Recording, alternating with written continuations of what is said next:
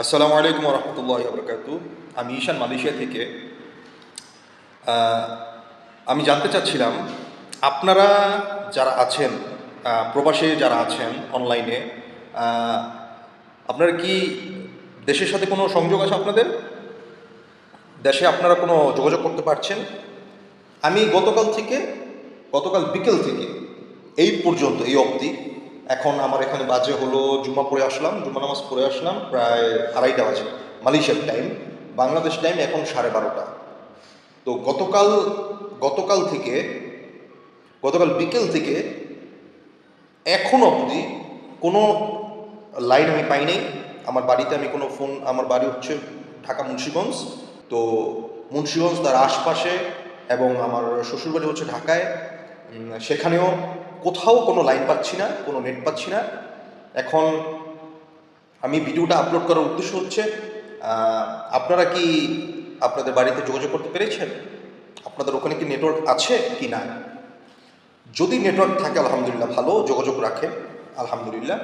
যদি নেটওয়ার্ক না থাকে, আমার মনে হয় ঠিক হেফাজত ইসলামকে যেভাবে রাতের আধারে গণহত্যা করে, নৃশংসভাবে, নির্মমভাবে হত্যা করেছে, ঠিক সেইভাবে আমার এই ছাত্রছাত্রীদের, আমার এই নিষ্পাপ প্রাণদেরকে তারা কুকুরের মতো হত্যা করার জন্য তারা এই প্রস্তুতি নিয়েছে। এখন পর্যন্ত না ইউটিউবে, না ফেসবুকে, না কোনো সোশ্যাল মিডিয়া, কোথাও কোনো নিউজ পাইলাম না। শুধু রাতের বেলা, সারা রাত তো ঘুমাইতে পারেই নেই, ঘুম আসেই নেই।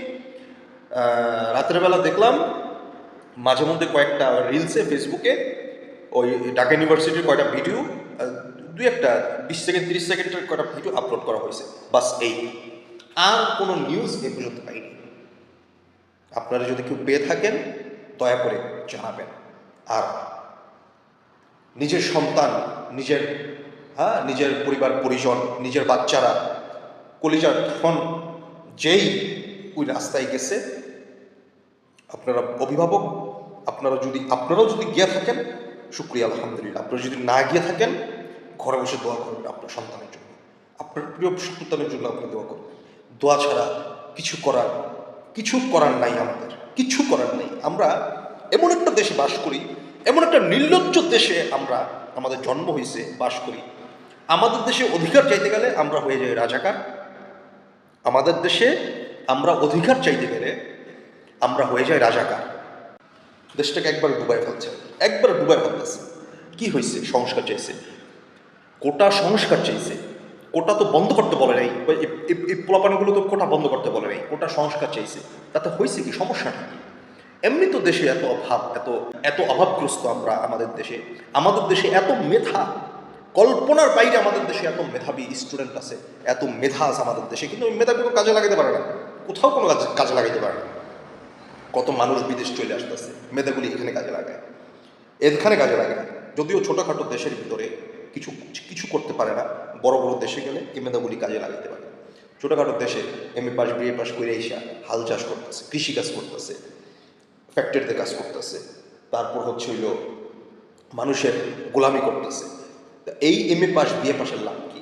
হ্যাঁ, বাচ্চারা একটা দাবি করছে, কোটা সংস্কারের একটা দাবি করছে। কোটা সংস্কার হইলে কিছু কিছু পোলাপাইন তো সরকারি চাকরির মুখ দেখতে পারবে, কিছু পোলাপাইন। এই জন্য একটা আশা নিয়ে, একটা ভরসা নিয়ে সরকারের কাছে একটা আবেদন করছে, কোটাটা সংস্কার করে দেন।